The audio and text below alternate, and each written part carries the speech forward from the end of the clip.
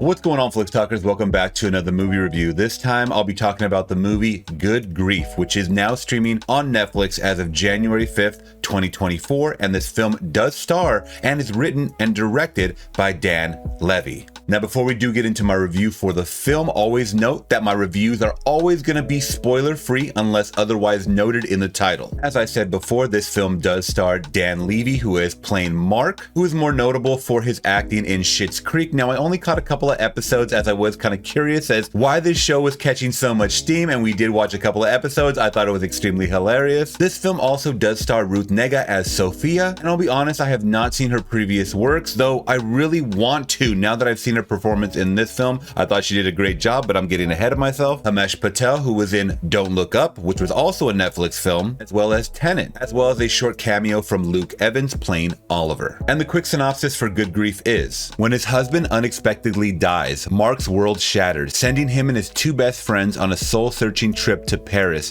that reveals some hard truths they each needed to face. All right, so I think we're immersed, we're drowning in cinema that is rom-com or just romance in general. And romance is fantastic. I love romance, no pun intended. I love to compare and contrast other couples within my own relationship. But there are very far and few movies that really tackle grief after a loss of a partner. And that's one thing that I really wanted to put a pin in, is that this movie does that fantastically well. They show you the time progression over months and then finally a year of coming to terms with the stages of grief, all the emotions that do follow, not only yourself, but your friend group around you, which goes into another like for this movie for me. I think his tight-knit friend circle was pretty solid, and it's evident in the writing of this movie, which I thought was really, really good and very realistic, that everyone's kind of questioning each other and trying to help each other out. Once again, cope, get this off your chest, because I definitely am a firm believer that when traumatic things happen, if you hold on to those things, they can literally kill you. It's definitely good to confide in friends that you can trust and let go of those demons, let go of those emotions, just let out a good cry. And there's nothing wrong with showing emotions, especially if you're a man. I think we get demonized in today's society that showing emotion is a weakness, and I don't agree with that statement whatsoever. I think you can be a very, very strong person and definitely cry. All right, now once we get to Paris, the city of love, we start discovering some deep, dark secrets, which I really liked how they kind of were held under wraps, because once again, they do deal with the dearly departed, and those are moments that you don't really want to bring up just willy-nilly, just occasionally. Once again, you want to let them go when you're ready, which is another stage of grief that I thought this movie did pretty well. And I don't know if Dan Levy's really done more dramatic films like this or projects like this, but I think he should definitely stick to it because he has a promising future as a dramatic actor. He wasn't only emotional when he was talking about the loss of his husband, he was also showing the love and emotion when he was listening to his friends go through things. And that's what a good friend does. They are there for you when you need that shoulder to cry on. Also, another thing I thought this movie did very well was it accompanied us with a very good score. I don't know what a lot of this music was, but it was very upbeat, it was cool, it was hip, it made me want to pull out my phone and Shazam it. So if you guys are very much into trendy or even some throwback music, I think you'll like this one. And like all good stages of grief, you have to come to terms with things, and I think this movie finally did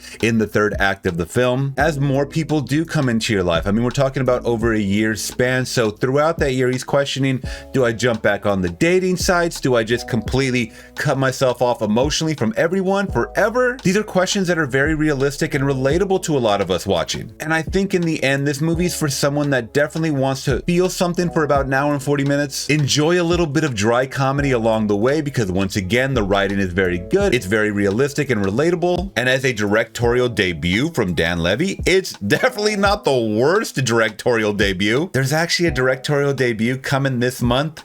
Haven't dropped it yet, but I'll just say it wasn't that great. So all that being said, I think I'm gonna give Good Grief from 2024 a solid 4 out of 5. All right, Flix Talkers, what did you think of the movie? If you guys have seen it, please let me know down in the comments below. I would love to hear your thoughts. If you guys did appreciate mine and want to show love to the channel, always make sure to hit that big thumbs up and consider subscribing today for more reviews like this, trailer reactions, and movie reactions here on the channel. Also, if you guys want to follow me on any of my social medias or check out a live stream, which I do go live 3 times a week, make sure to click out my links down in the description below for more information. All right, Flix Talkers, till next one, I'm gone. Peace.